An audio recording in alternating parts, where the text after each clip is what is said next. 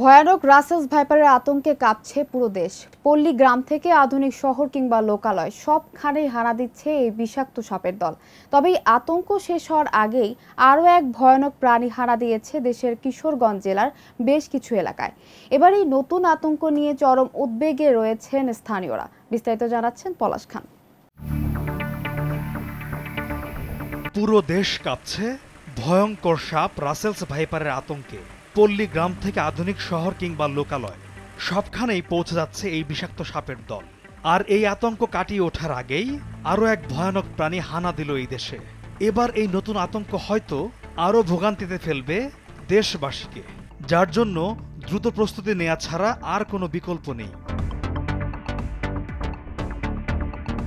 কৃষি ও পরিবেশের জন্য মারাত্মক ক্ষতিকর এক ভয়ঙ্কর আফ্রিকান জায়ান্ট প্রজাতির শামুকের প্রাদুর্ভাব দেখা দিয়েছে দেশের কিশোরগঞ্জ জেলার হোসেনপুর উপজেলার ৬টি ইউনিয়নে।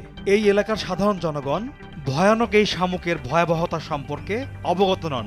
জানা গেছে এই শামুক আজ পর্যন্ত বিশ্বের যেসব দেশে ছড়িয়েছে সেসব দেশের জীববৈচিত্র্য ও কৃষি ব্যবস্থা চরম হুমকির মুখে পড়েছে। এই ভয়ানক প্রাণীটি বিশেষ করে ফসলের জন্য খুবই ক্ষতিকর।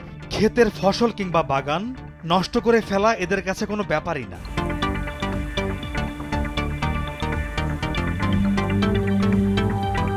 স্থানীয়রা জানান, সন্ধ্যা হলেই ঝাঁকে ঝাঁকে রাস্তাঘাটে বের হয়ে আসে আফ্রিকান জায়ান্ট প্রজাতির এই শামুকের দল।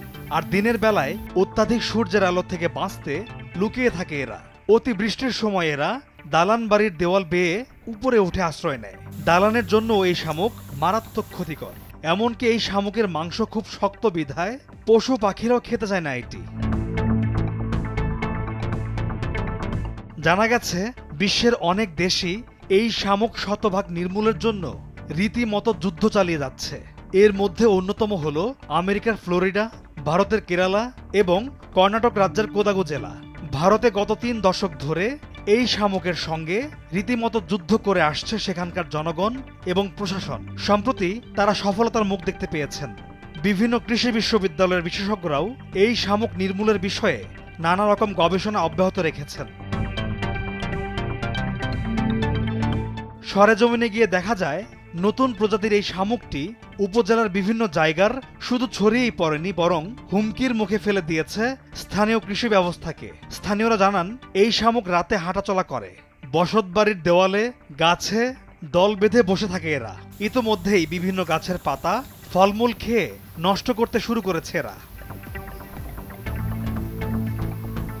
তাই সচেতন মহলের ধারণা, ক্ষতিকর শামুকের এই প্রজাতিটি নির্মূলের জন্য এখনই সব ধরনের প্রয়োজনীয় ব্যবস্থা নিতে হবে, সচেতনতা বৃদ্ধি করতে হবে এবং যেভাবেই হোক এর প্রজনন এবং বৃদ্ধি প্রক্রিয়া নষ্ট করতে হবে।